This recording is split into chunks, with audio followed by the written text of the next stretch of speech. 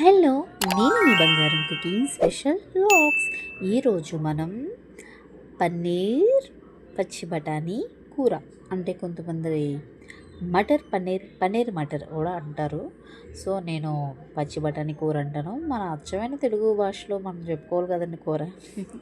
So మనం ఇది చేసుకుందాం. చాలా అంటే చాలా బాగుంటుంది.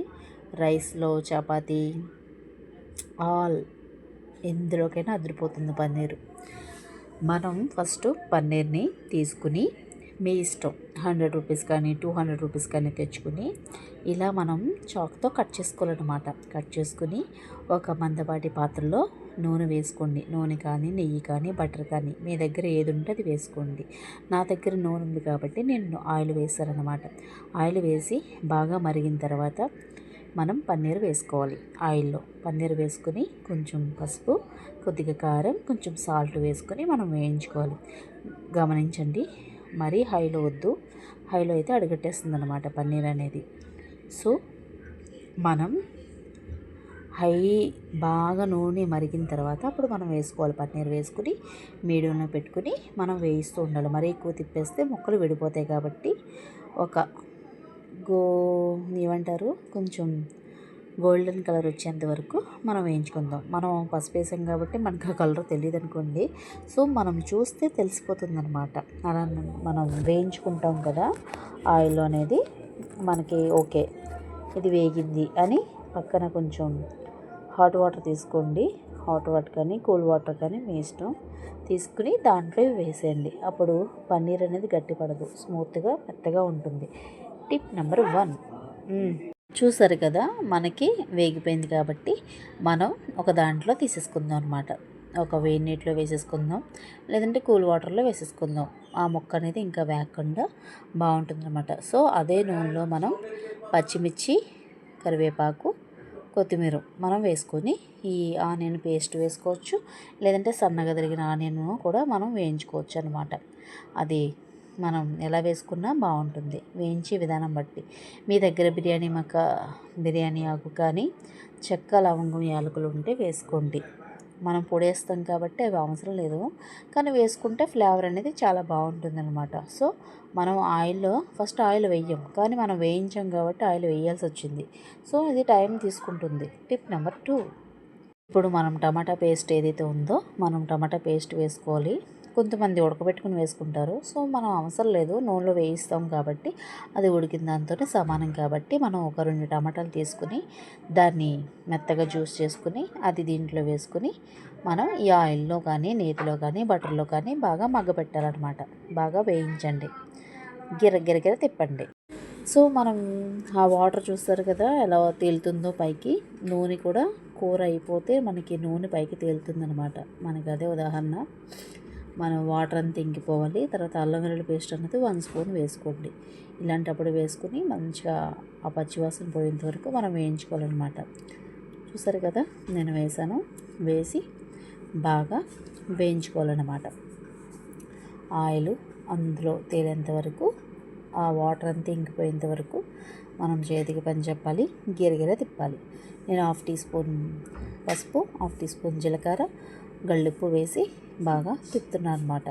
అది ఎలా అంటే ఆ వాటర్ అంతా ఇంకిపోయేంత వరకు ఇగురు దగ్గరికి అయ్యేంత వరకు మనం తిప్పుకోవాలి. తర్వాత మీ దగ్గర ఉన్న మసాలాలు చెప్పాను కదా, బిర్యానీ ఆకు కానీ, చెక్క, లవంగం, యాలకులు వేసుకుంటే ఫ్లేవర్ అనేది చాలా బాగుంటుంది. సో చూసారు కదా, ఇలా మనం తిప్పుతూ తిప్పుతూ తిప్పుతూ ఉండండి. పన్నీర్ అనేది ఇప్పుడు కాదు, లాస్ట్ని వేసుకుందాం. ఇప్పుడు ముందే వేసుకుంటే అది బాగా ఉడికిపోయినా బాగోదన్నమాట. సో మనం లాస్ట్ని వేసేద్దాం. ఇప్పుడు ఏదైతే ఉందో ఇది బాగా మనం తిప్పేద్దాం. బాగా ఎర్రగా వేయించాలన్నమాట. ఇది ఎంత వేగితే అంత బాగుంటుందండి. మూత పెట్టి తిప్పితే ఆయిల్ అనేది కొంచెం పైకి తన్నాలన్నమాట. తన్నితే మన కూర రెడీ అయిపోతున్నట్టే దాని లెక్క. ఇలా వేయించుకుంటూ తిప్పుతూ మామూలుగా ఉండదంతే. కారం చూసుకోండి, మీ ఇష్టం. నేను 1 స్పూన్ వేసాను కారం. తర్వాత గరం మసాలా, జీలకర్ర పొడి, ధనియాల పొడి, చికెన్ మసాలా, మ్యాగీ మసాలా, మీ దగ్గర ఏ మసాలాలు ఉంటే ఆ మసాలా 1/2 టీ స్పూన్ వేసుకోండి. మరీ ఎక్కువ వేసుకుంటే కొంచెం వేసవికాలం కాబట్టి కొంచెం తగ్గించి వేసుకోండి. వేసుకుని మంచిగా తిప్పుకోండి. ఆ మసాలాలు అంతా ఇందులో ఇంకిపోయి ఆ ఫ్లేవర్స్ అన్నీ మంచి స్మెల్ రావాలన్నమాట. కాజు, మీ దగ్గర జీడిపప్పు పేస్ట్ ఉన్నా వేసుకుంటే చాలా బాగుంటుంది, కూర టేస్టీగా ఉంటుందన్నమాట. మన దగ్గర లేదు కాబట్టి నేను వేయట్లేదు. ఆల్రెడీ పచ్చి బఠానీ నేను నానబెట్టి రాత్రంతా, అంటే మన దగ్గర దొరకవు కదండి, సో మనకి డీమార్ట్లో దొరుకుతాయి. మనం పచ్చివి తెచ్చుకొని రాత్రంతా ఒక 9 అవర్స్ నానబెట్టి దాన్ని ఒక విజిల్ వచ్చేందుకు ఉడకబెట్టి మనం ఇలా వేసేసుకోవాలన్నమాట. సో మనకి అవి ఉడికిపోతుంది, చాలా బాగుంటుంది. సేమ్ మనకి ఎలా ఉంటుందో బఠానీ సేమ్ అలాగే ఉంటుందన్నమాట. సో చూసారు కదా, ఇలా ఉడికిందని మీకు చూపిస్తున్నాను అనమాట. బాగా ఉడికింది. ఉడికిన తర్వాత ఆ నీళ్ళు ఏదైతే ఉడకబెట్టిన నీళ్ళతో వేసేసి మనం తిప్పుకోవాలన్నమాట. ఆ తర్వాత ఏదైతే పక్కన నీటిలో పెట్టుకున్న పన్నీర్ ముక్కలు కూడా మనం వేసేసి మంచిగా తిప్పాలి.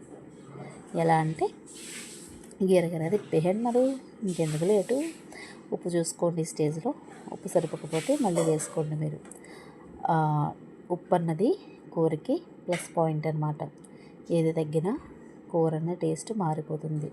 సో మీరు మసాలా, కారం అన్నీ సమపాళ్ళు వేసుకుంటే కూర అనేది టేస్ట్గా, కమ్మగా, రుచిగా చాలా బాగుంటుందన్నమాట. ఇది మీ దగ్గర చపాతీ కానీ, పుల్కా కానీ, పరోటా కానీ, నాన్ కానీ, గార్లిక్ నాన్ కానీ ఏదున్నా అదిరిపోతుంది. వేడి వేడి అన్నం వేసుకుని ఒక ప్లేట్లో ఈ కూర సర్వ్ చేసుకుని వేడి వేడి ముద్దలా తింటే సామరంగా సూపర్ అనాల్సిందనమాట. ఇంకెందుకండి లేట్, చేసుకుని తిని ఎలా ఉందో చెప్పండి. Thanks for watching. నేను మీ బంగారం కుకింగ్ స్పెషల్ వ్లాగ్స్. చూడండి ఇంకా సరికొత్త వంటలతో ఇంకా మీ ముందుకు వస్తాను. Thanks for watching. మీ బంగారం.